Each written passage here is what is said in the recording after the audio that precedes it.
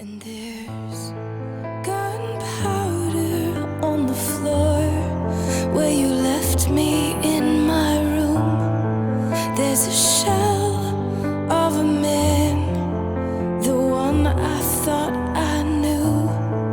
There are shards of the bullet splintered in my wound. Still a voice tells me I'll rise from ashes.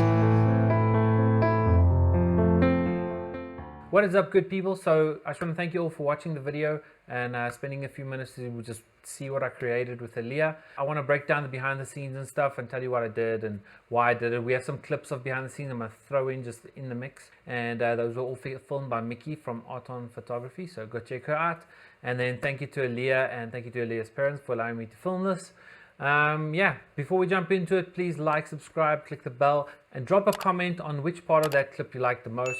Is there something you have a question about? What lens did I use in which part of the video? So as I explained in the last video, I'm trying to force myself to be more creative and shoot more cinematic films rather than just YouTube content. So this is a way for me to practice filming cinematic stuff with dances, and then I can break down which lenses I used and why I did what I did and try some grading.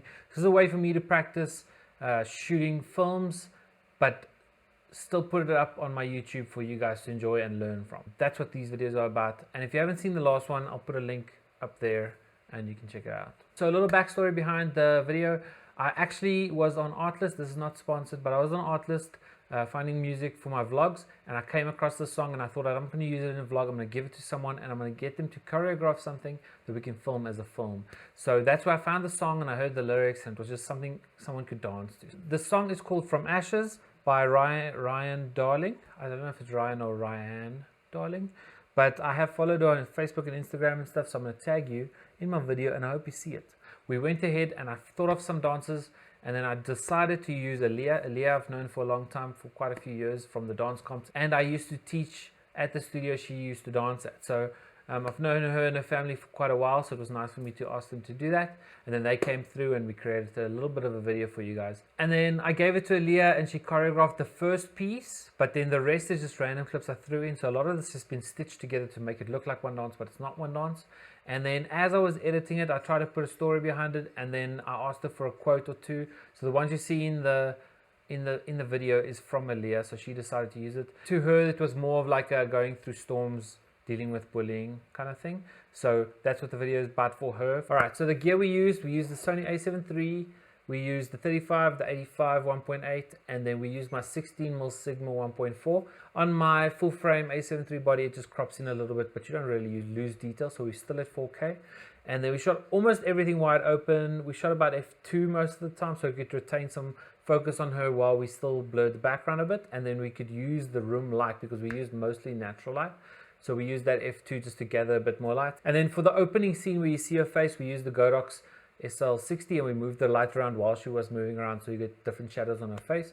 So that's the only time we used the continuous light. The rest of the time was the room light with the beams of light coming in from the top. For the opening shot, I used the tripod and then I held it up high for a tripod shot, and then the rest was done with gimbal, most of it, almost all of it. And then there were one or two shots with handheld footage where it looks a bit shaky. I wish I did more of that because it gives you more of like a nice feel to the video. So I'm going to try to shoot more handheld from now on. All right, the settings, same as last time. We shot 4K 24p to keep it cinematic, and we shot 120p at 1080, and that's for the slow-mo. And then obviously double the frame rate, so we shot at 1/50th and 1/250th. And then like I said, everything was f2 just to keep her in focus but also blur the background. And then we had the ISO at 400 as a base, and then we jumped up to 800 for the slow-mo just to get that light into the sensor. And then the venue was a warehouse in Boksburg, South Africa, which was given to us by Javi for the day. He has an Instagram account you can go check out. It is at Photo Studio 78, so please check him out. He's a photographer as well. So give him a like and a follow and comment on some of his stuff. So really appreciate the space. He also allowed us to use some water and fire, which was awesome. You don't always get to do that, so that was great to add to the video. All right, so I'm going to quickly talk over the shots we did, just to try and explain what I did. So the first shot is her face, and then I don't know if you guys noticed, but all those first shots except for the one where she moves fast and the spinning one, they were all backwards, so I played them backwards. Now the reason behind that, the last clip, before she back bends down to the floor. I needed something to transition the same direction as she was moving, so the only clip I had was her coming up from a back bend, so I reversed it so that at the end of that clip she moves backwards. That's why it probably looked a bit strange, which is good. Like, if it makes you think, why does that look strange, that's nice. But she basically moves, instead of moving forward, I reversed the speed, so she's going backwards into the back bend, and that transitions into the dance really well. All the other clips, I just started making them backwards because it gave an interesting feel. Like, it didn't look incorrect, but it looked strange, which was cool to me. And then the sped up part was just, I was trying to fit that whole part in, so I sped it up. It gave a cool feeling of like unsteady and like thinking, and you know, so that wasn't on purpose, but as the editing developed, I kind of like enjoyed what that did. And then we fell back into like a really wide open shot, which was just showing how little she is in this big room. And then we went from a wide to quite a close-up where she was spinning as well, and it also looked a bit strange. Michelle actually watched it and she said, is that backwards? Because it looks a bit odd, but the same thing is she was spinning, which was this anti-clockwise, and then close-up I only had her turning the other way. So I reversed it to try and match her movement. And then same thing, it's backwards, but initially you just see it and it's going the same way, so it doesn't seem strange. And then you realize it's backwards, kind of gives a cool feeling of like crazy unsteadiness. So that was on purpose to try and match the direction she was going, but also it felt cool to have it backwards. So I left it like that, and then she pauses and comes back into still, and that's just a normal, like, really emotional shot for her. All right, and then we go back into just dancing shots quite wide and a little bit close up to finish off the choreography piece of what she did. And then right after that, it goes from ashes, and then it's a bunch of unstable footage, and that was just cutaways that we put in. And then from this point in the video, I try to keep it a lot of slow-mo and a lot of short clips, so that it's just flashes of things of that's happening towards the end till it builds up to the end of the video. So we have the shot of her sitting on the floor being all like crazy, and that was all handheld, which was cool. I like the look of handheld. And then we go into the spinning pirouette shot, close up of her foot, and you see some dust flying. That was Michelle's favorite shot of the video. So all the range shots that you see next is all shot slow-mo, so I could slow it down, but I didn't slow all of it down. We got a cool few very passionate looking shots, which I did with the 35mm 1.8. The 85 we only used in the beginning. The 35 we used for the tight shots, and then I pushed it into APS-C mode, so we had like a 55mm zoom on her, which was really cool for those dramatic spots. And then we got a lot of like spinning fast into slow-mo moments where you can see her facial expression and stuff. So a lot of slow-mo during the rain, just to get that like feeling of what she's going through. All right, and then the last two shots of the video is where she's doing pirouettes and her hair flying. Now that's 120 frames per second shot, but I slowed it down to 8%, which is further than you're supposed to push it. But then I used optical flow in Davinci Resolve and speed warp to just get it that extra bit of frames, and it really works well, that technique. And then the fire shot, the same thing. We had her I actually wanted a wider shot, but the way I shot it, you could still see the guy lighting it. So I had it just crop in and keep it to the side, and I shot that in slow-mo, and same thing.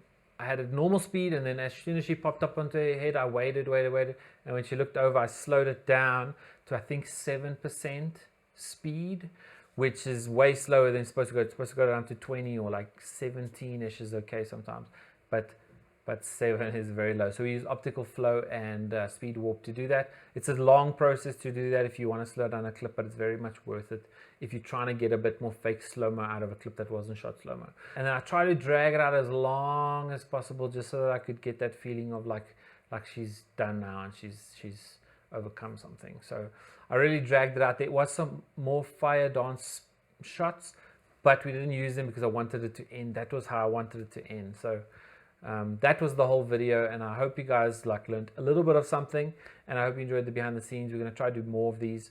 I am going to start using some cheaper cameras, like I want to do one with the A6000 and the A5000 on the gimbal and just show what I can do with it. And then maybe do some Osmo Pocket or phone cinematics. Let me know what you guys want me to do from here onwards. Anyway, I want to thank you guys for coming. I want to thank you for watching my videos and liking, subscribing, and the most thanks to the people who comment. You are the people. I see your names. I get to know who you are. We talk almost on every single video. People have questions and I answer them. So keep that conversation going. Reply to each other. If you see something you have information about that someone asked, please reply to them because I'm not always around to do it. I would love the comment section to become more of a community conversation rather than just people sending me messages. So yeah.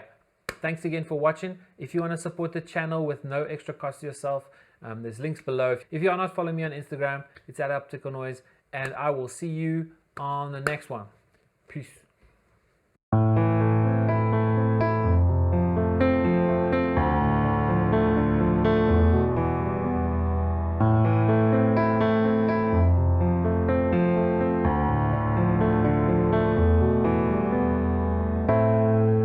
There's a hole in my stomach, a hole in my heart.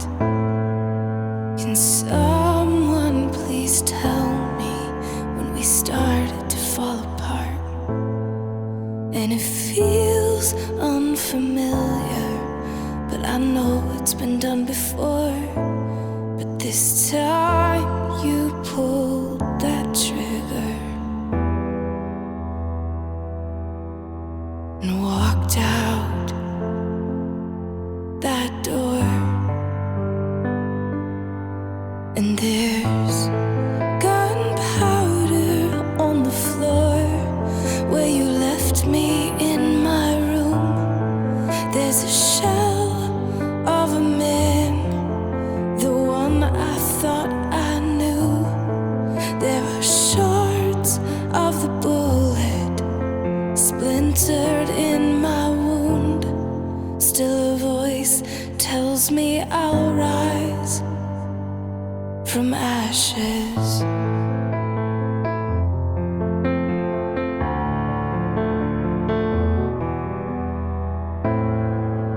Before there was you, I never trusted a man. And you leaned in to kiss me with that gun in your hand. You held me with your strength, said you didn't want to let me go. As I wiped the tears from your eyes, little did I know. Now I'm staring down the barrel of your gun, and there